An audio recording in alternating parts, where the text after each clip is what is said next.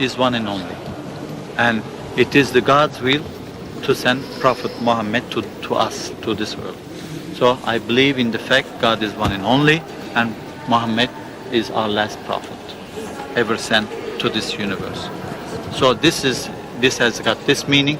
People, every time they remember this, they repeat this, even in the deathbed, just before moving from this world to the world of the deceased, hell or heaven, I don't know.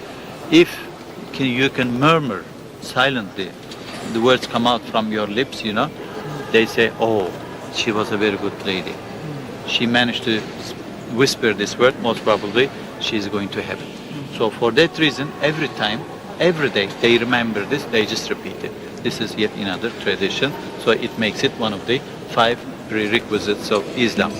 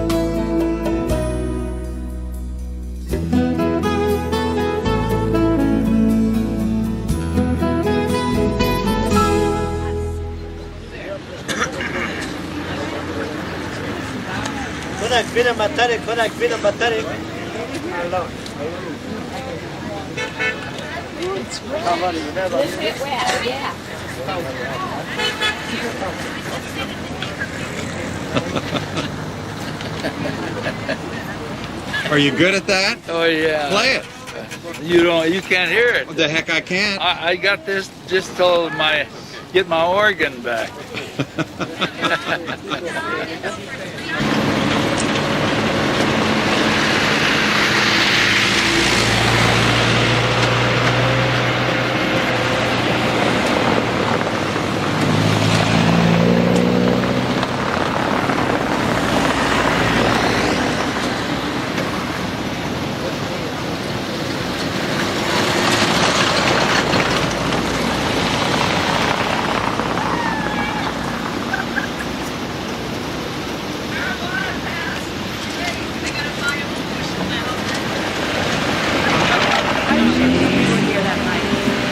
Ladies and gentlemen, stay close please.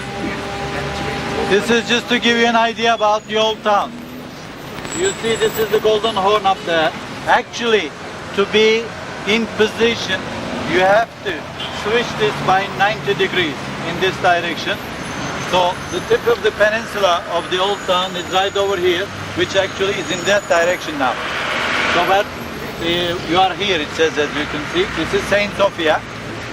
Topkapı Palace is just behind Saint Sophia. Back there was the Blue Mosque with the hippodrome. This is the Grand Bazaar that I want to take you. The Topkapı Palace has all the 4 courtyards, so part of it is the archaeological museum. As you can see, it's all within the same framework, within walking distance. And just across from here is the underground system, which is to the left, behind this tower over here. So we will be crossing the street again, the lights together. That's the Golden Horn over there, the Galata Bridge, the Atatürk Bridge, which we took this morning and yesterday to the hotel. So it continues up that way. Your hotel is further up, where it says Tikaret. You see Tikaret, the writing, where the T is, the second T, Tikaret, E-T. Taksim Square is somewhere around there, where your hotel is.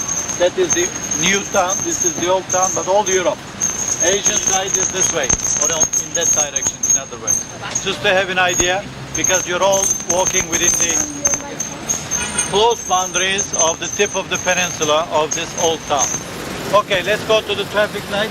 The lights change very fast, so try to cross as quickly as possible.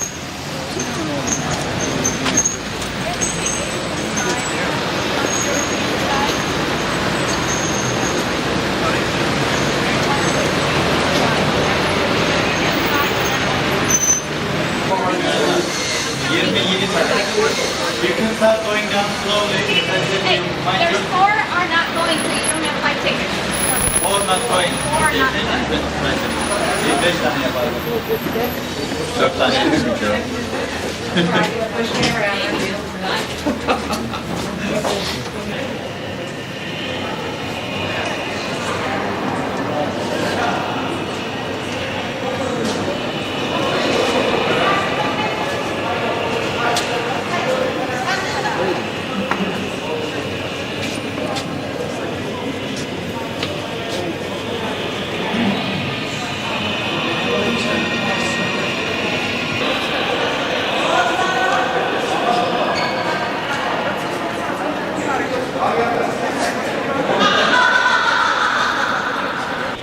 The Saint Sophia, which we will be visiting next, is from 532 to 537, whereas this one is the earlier face of Saint Sophia, 532 AD.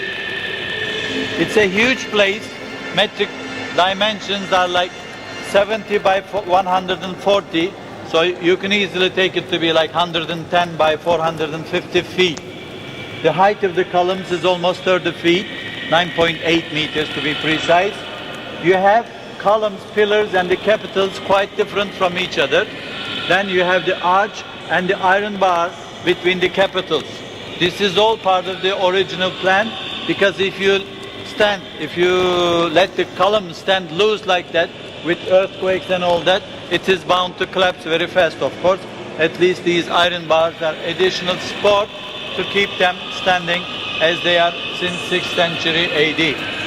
Also, nearby, the old town is on 7 hills, like in Rome, like partly California or San Francisco. So we have the aqueducts to bring water to the center of this city where we are visiting now, the central part of the town, downtown area, from nearby mountains, 2-storied aqueducts between the hills, etc.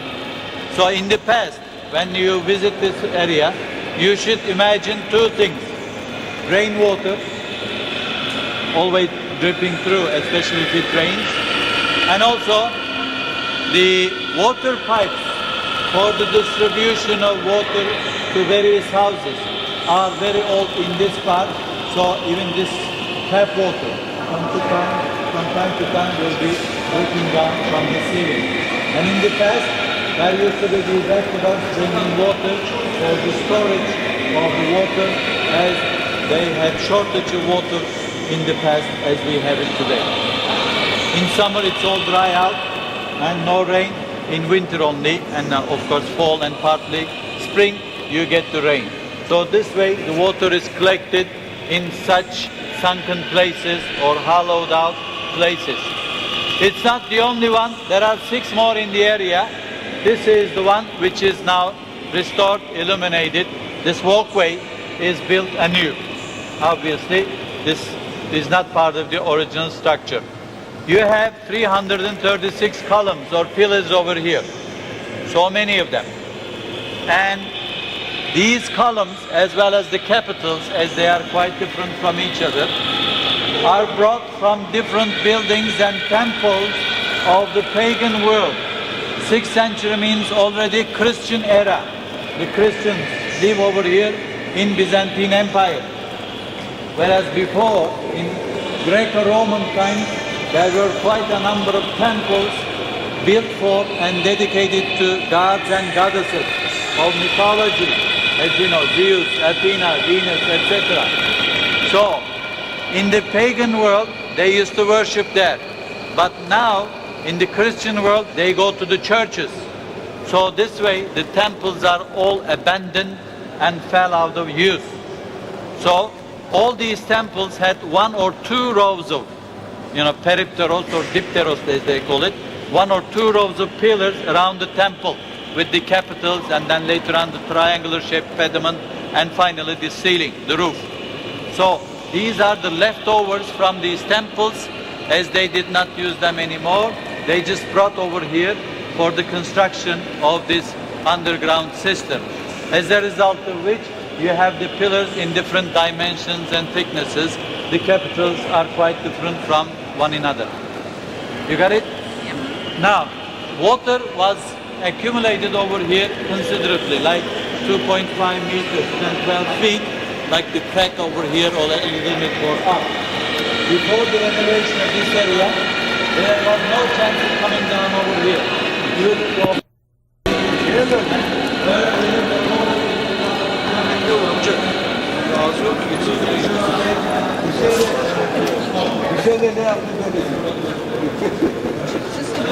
What is going to watch this?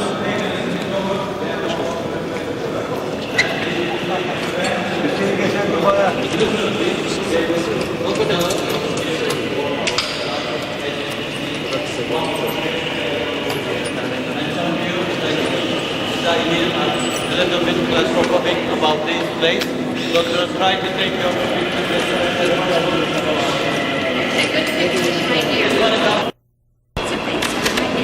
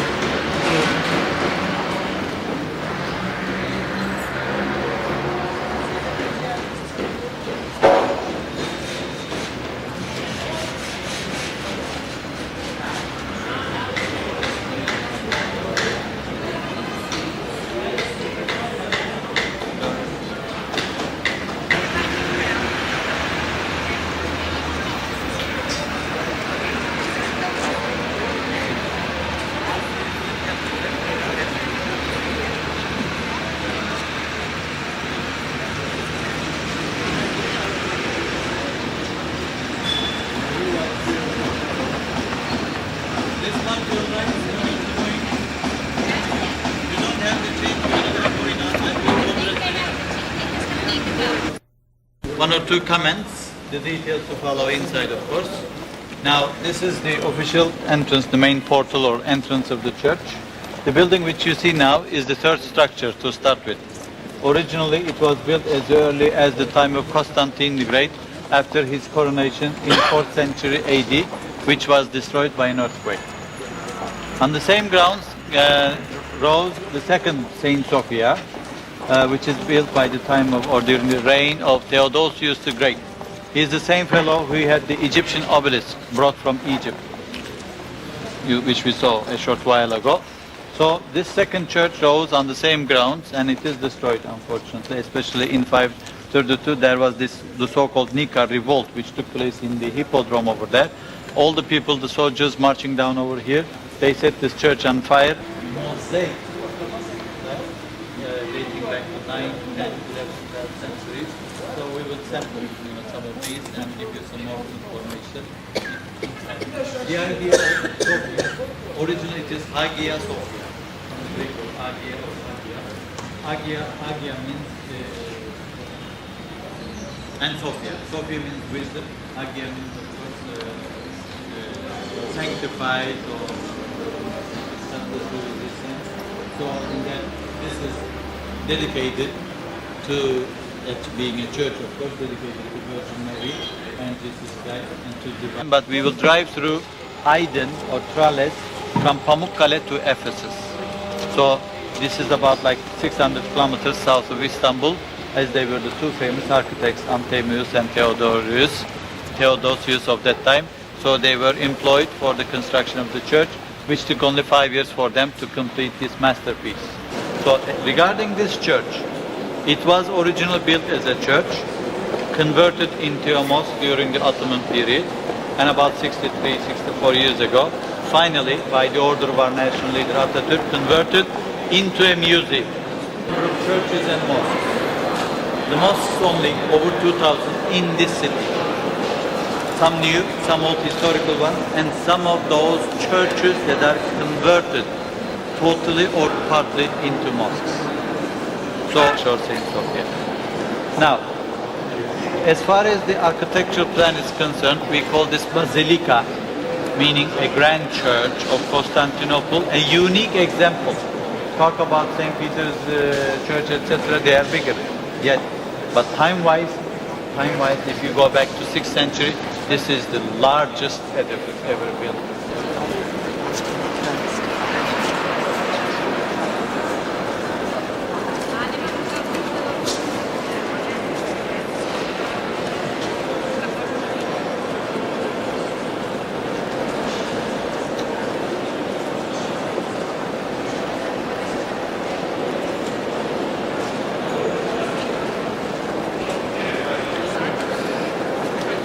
Ladies and gentlemen, a couple of more architecture explanation to this edifice structure.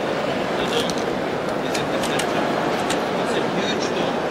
See, originally it was well rounded, circular form. But soon after the completion, and the apse of the church collapsed. By which time the two famous architects had already passed away. So one of the nephews was called in for the restoration of the eastern part. He tried his best, but not quite successfully, because he could not fix it or restore it in the well-rounded shape. So he just made it a little bit elaborate. As I'm trying to say,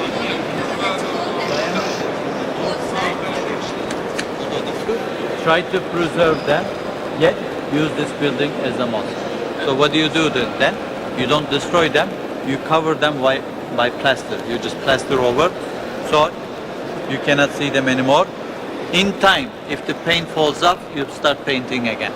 So this is what is done, as a result of which, until 1930s, when finally it was converted into a museum, the scholars from here as well as Athens, Greece were called in, like minute brushwork. They took off this plaster, the white plaster, and whatever remained over the centuries came out, and these are restored. As a result of this, you saw that famous mosaic back there. You see more of this mosaic and more on the way out. So this is one thing. Then furthermore, as you cannot have any figures painted, expressed this way or that way, calligraphy developed in the Islamic world. So you see these beautiful calligraphic writings.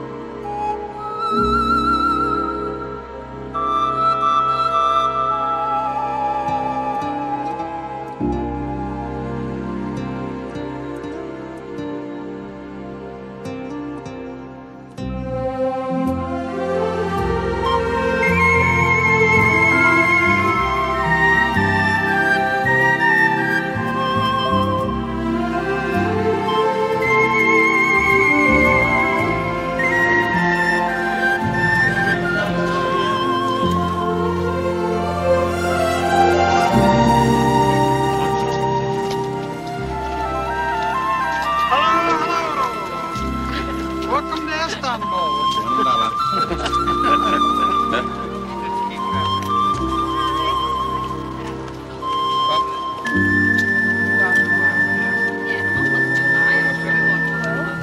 Yeah.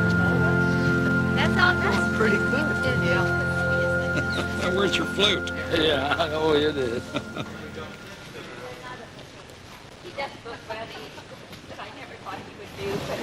It was conquered by the Turks, and during that time, being the tip of this peninsula, the old town is in the shape of a promontory, there were quite a number of temples and other buildings over here.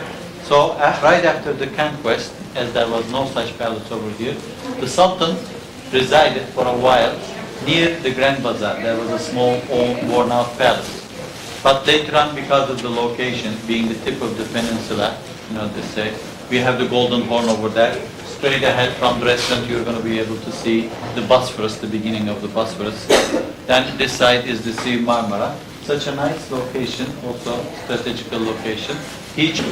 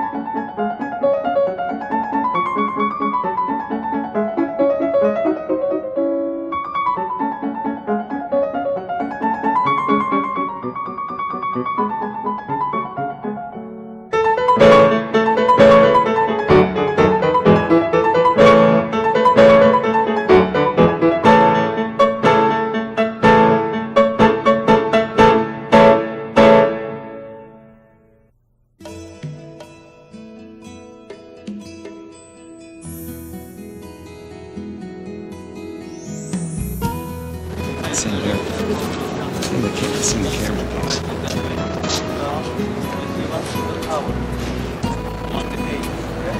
That's the fire tower. Last night it was glowing and to the right of it, the tree. Depending on the sea. Sunset. Just before sunset, these gold rays of sun will take up the It's an important now. So what happens?